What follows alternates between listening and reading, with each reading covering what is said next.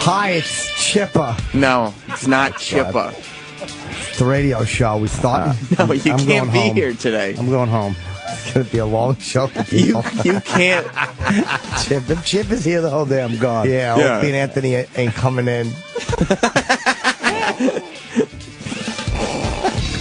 Rebel Radio, right? Yeah, we just turn it on and do what we got to do. No. So what's up?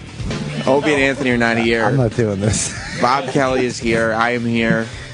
Chip is not here. Yeah. Jim is here. Fucking. Oops. Can we say that? You can swear, Chip. Do you know how bad I wanted? I literally just wanted to do Chip for fucking Do a whole show. 4 hours of Chip. Yeah, we do know how bad because you do it Yeah. all day and all night.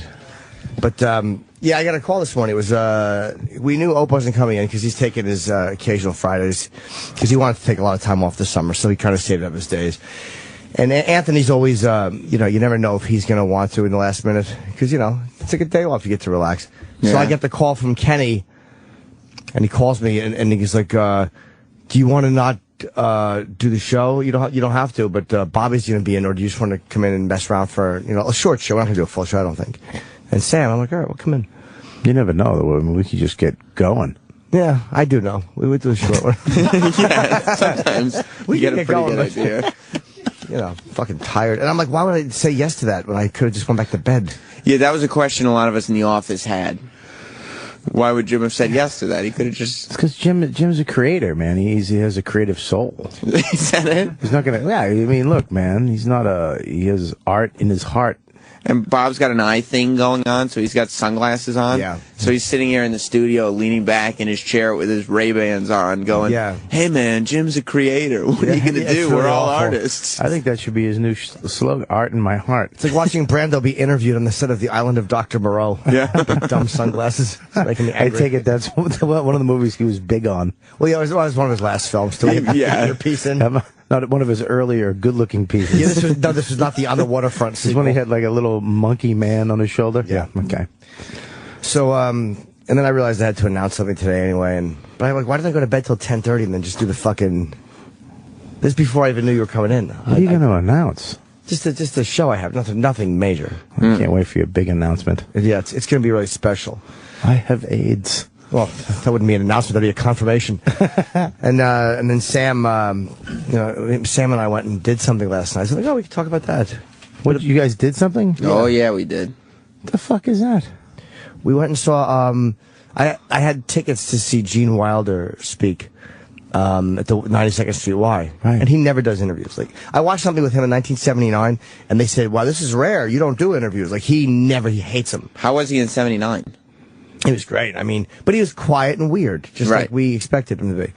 And so I asked Sam if he wanted to go, and he said yes. And we met outside the 92nd Street Y.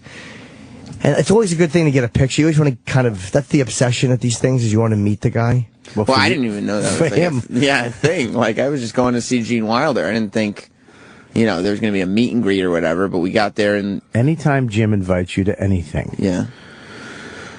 This is what I know, that he's gonna want a picture. He's got a meet and greet hooked up, and he's getting a photo. No, I didn't have one hooked up. You just made it happen. It was luck. Last time I went there was with me and Sherrod went to see Sidney Poitier speak at the 92nd Street Y, and that was it was a big event. And so afterwards we're like, how can we meet him? And I'm like, I'm ready to just leave. I'm like fucking defeated. And Sherrod goes, hey, man, that's the back door right there. Like, that's the stage entrance. He goes, let's just walk in because they'll think I'm related to him. They won't stop me. That's what he said to me. Sherrod's got balls. And he's black. And he's black.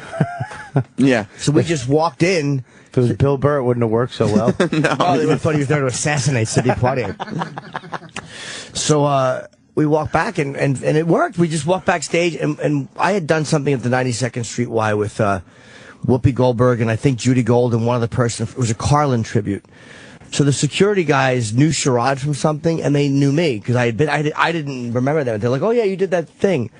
So they hooked us up, and the security guy actually took me back and got me helped me get my photo and whatever. So I'm like, "Yeah, we got a shot."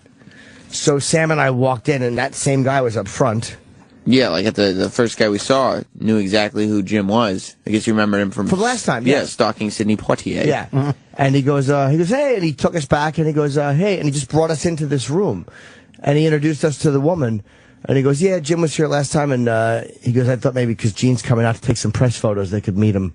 So it was like the dumbest fucking luck ever. That's great. It happened to be that guy in the front, so we enjoyed it because we got our photo out of the way. Did you talk to him? Very briefly. Yeah, just said hello. He wasn't a big talker. He's a very quiet guy. He obviously he's not a guy who likes, being famous and meeting people, and he just likes to keep to himself. He likes his simple life. Yeah. How's his hair? It's weird. It's I thought he looked great. His hair, people are like, oh, he looks like shit. But no, his hair is weird. But when you look at his face, he looked great. He didn't look bad at all. Let me see that one, Travis. I mean, his face, yeah, if you get his hair out of the way. His face looks phenomenal. His face looks the same. He looks really healthy, but his hair, he's just an older guy. His hair is white now, and instead of being wild and all over, it's just kind of hanging down on his face. So people are like, he looks like a dead person. I'm like, look at his eyes and his face and his smile. He did not look like a dead person. He looked great. How old is he? 80. 80. Wow. I mean, it would probably help him out if he would cut his hair a little shorter. Yeah, he doesn't care. No, he doesn't. The fuck's he care? He's Gene Wilder. Right.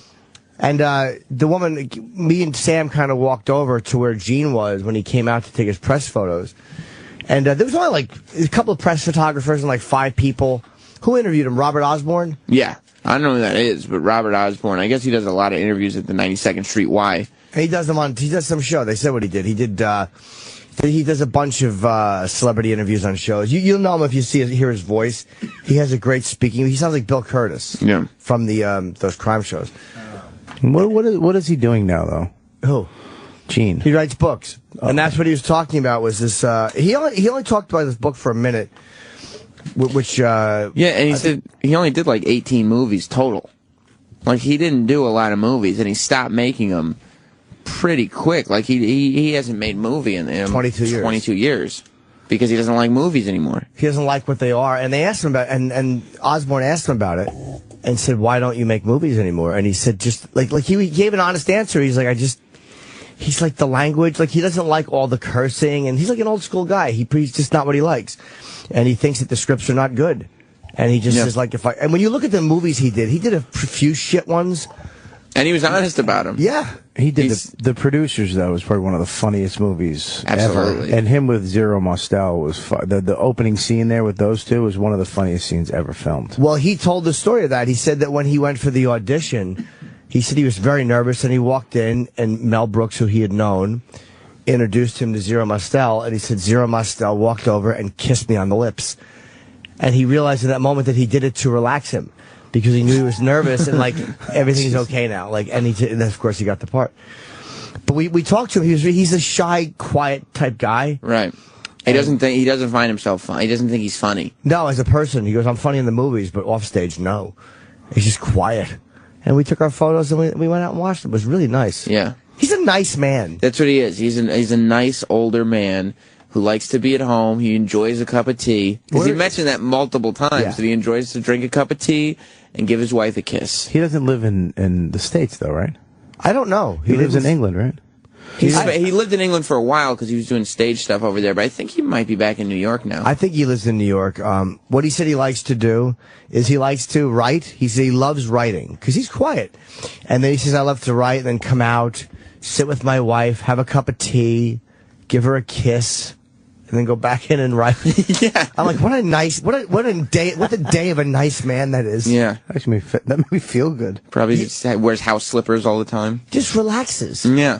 But you know what? He does have a relaxing. What do you like to do? I love to. I don't even like to write anymore. I've gotten so crazy and lazy with my attention span is very short now, and that's why my writing has suffered. That's why I can't write stuff. I just do it on stage because I'm all over the place. I like to do the opposite of what Gene likes to do. It's got to be something busy happening and some strange woman who I don't know who's leaving shortly. I jerk off for a while. I have a cup of tea. Yeah. I go back and jerk off some more. Yeah, I like to edge, have coffee, attempt to sleep, feel sorry for myself even though my life is great, and then go do a show.